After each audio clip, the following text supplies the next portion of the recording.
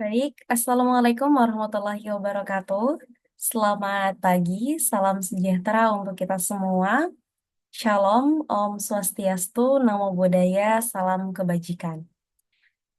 Baik, pada kesempatan kali ini, saya Ratu Kalia Mengilong dengan NIM 121230029 akan menyajikan hasil mini eksperimen atau percobaan sederhana dengan judul Studi Distribusi Asam Asetat Glasial dalam Sistem Biner Aqueous Wash Benzene. Baik, adapun table of content atau em, materi yang akan disajikan pada kesempatan kali ini. Yang pertama ada pendahuluan, materi dan metode, kemudian hasil dan pembahasan, dan yang terakhir terdapat kesimpulan. Pada pendahuluan, di sini kemampuan satu zat untuk larut dalam pelarut tertentu merupakan fondasi dari banyak proses industri. Nah, kelarutan yang merupakan ukuran seberapa banyak suatu zat dapat larut dalam pelarut tertentu menjadi faktor penentu keberhasilan berbagai unit operasi dalam industri kimia, farmasi, makanan, dan juga lingkungan. Nah, sedangkan dalam industri kimia sendiri, pemahaman tentang kelarutan eh, satu zat itu sangatlah krusial, terutama dalam beberapa operasi seperti sintesis kimia, kristalisasi, dan juga ekstraksi. Nah, pada proses sintesis kimia, pemilihan pelarut yang tepat sangatlah penting untuk memaksimalkan hasil reaksi dan juga meminimalkan pembentukan produk samping dan meningkatkan kemurnian dari produk akhir.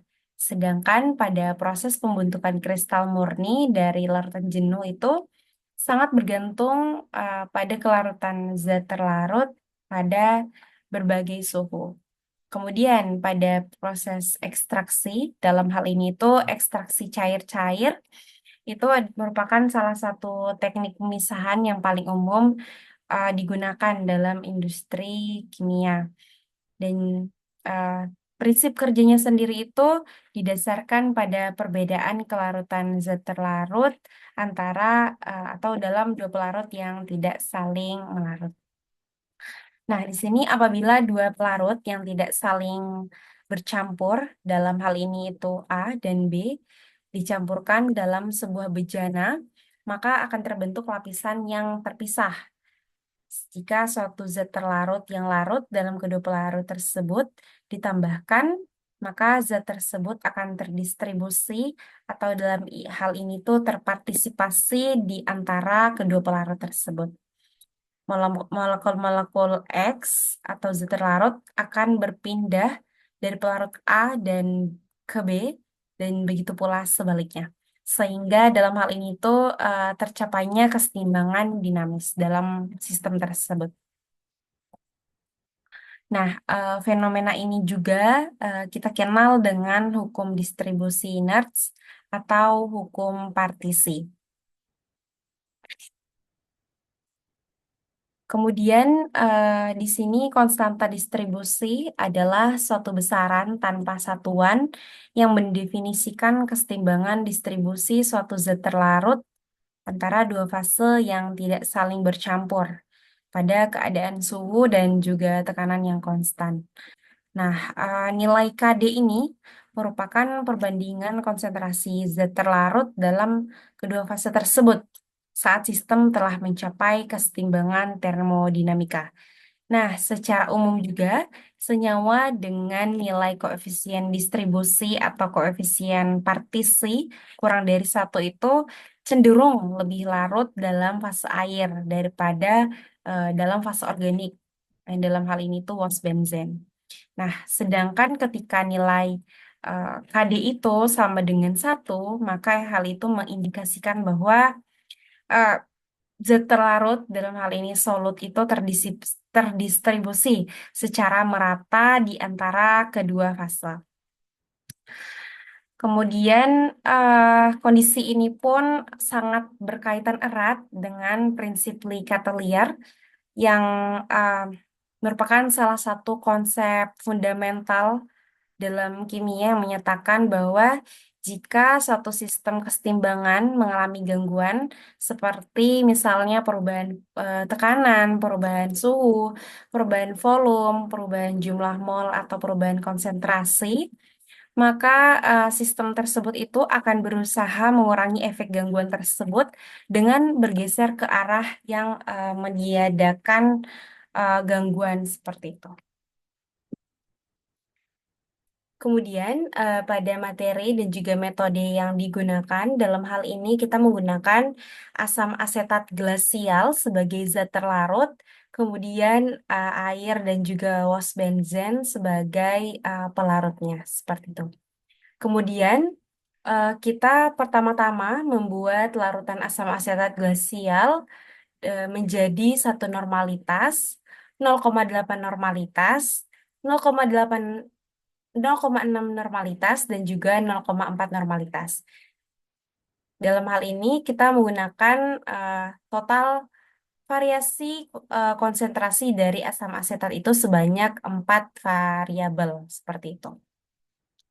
Kemudian untuk variasi konsentrasi tersebut kita mengambil sebanyak masing-masing sebanyak 10 mili yang kemudian kita tambahi indikator PP untuk nantinya akan dititrasi atau distandarisasi dengan larutan NaOH. Kemudian larutan akan berubah warna menjadi pink muda. Selanjutnya, kemudian setelah itu kita mengambil pelarut dalam hal ini wasbenzen sebanyak 25 mili. Kemudian kita tambahkan dengan larutan asam asetat glasial dengan beberapa konsentrasi yang sudah kita buat terlebih dahulu.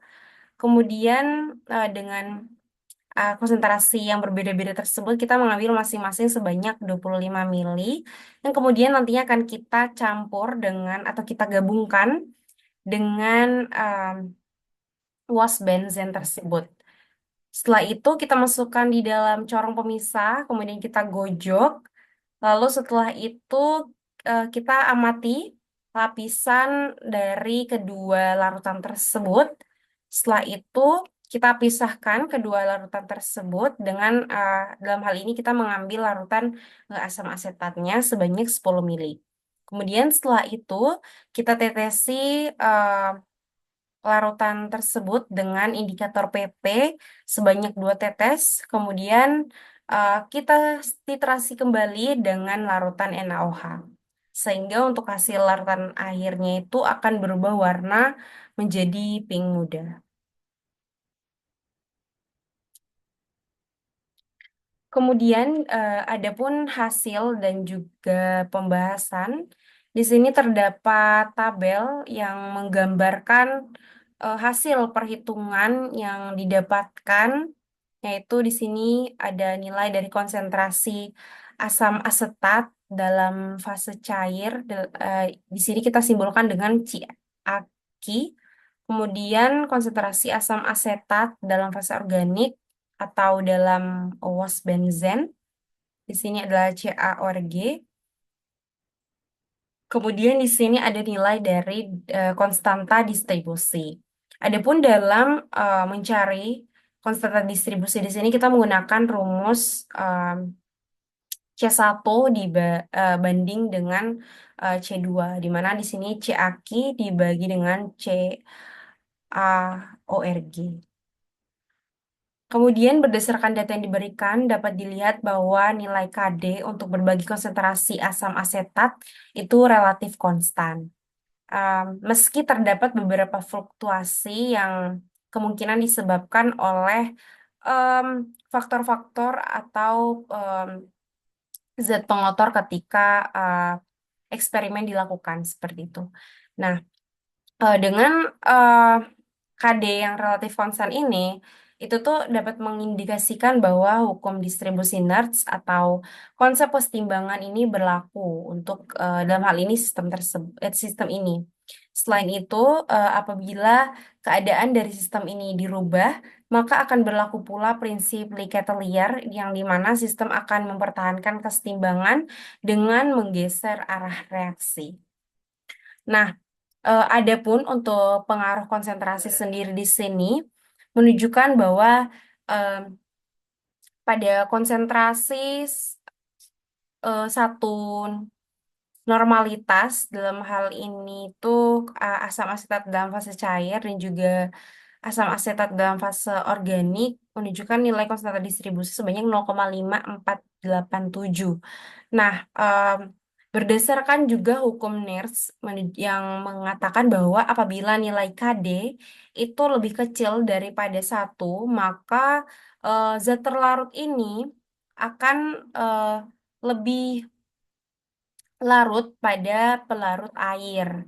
Nah, hal ini disebabkan oleh interaksi yang lebih kuat antara gugus polar dari asam asetat dan juga molekul polar dari air. Sehingga em, zat terlarut dalam hal ini asam asetat glasial itu lebih menyukai air seperti itu.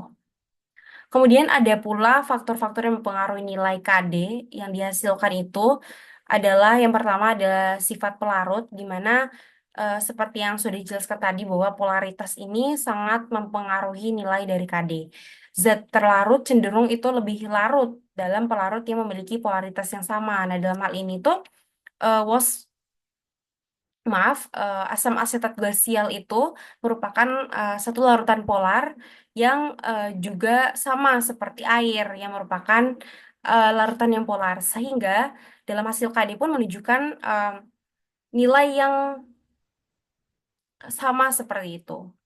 Atau dalam hal ini tuh kurang dari satu, yang menunjukkan bahwa asam asetat glasial ini lebih larut dalam air.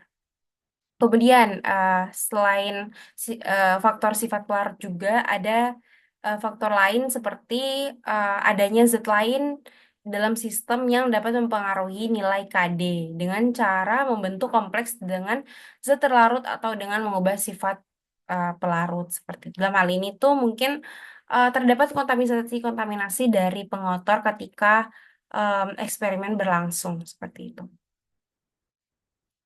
Kemudian kaitannya dengan kesetimbangan kimia dan juga prinsip Lecatelier di sini adalah apabila kita menambahkan lebih banyak asam asetat ke dalam em, sistem atau ke dalam larutan tersebut, maka konsentrasi asam asetat dalam fase cair akan meningkat. Untuk mengurangi pengaruh untuk mengurangi pengaruh perubahan ini, sistem akan bergeser ke arah pembentukan lebih banyak asam asetat dalam fase organik sehingga nilai KD-nya akan cenderung tetap atau konstan. Seperti itu. Kemudian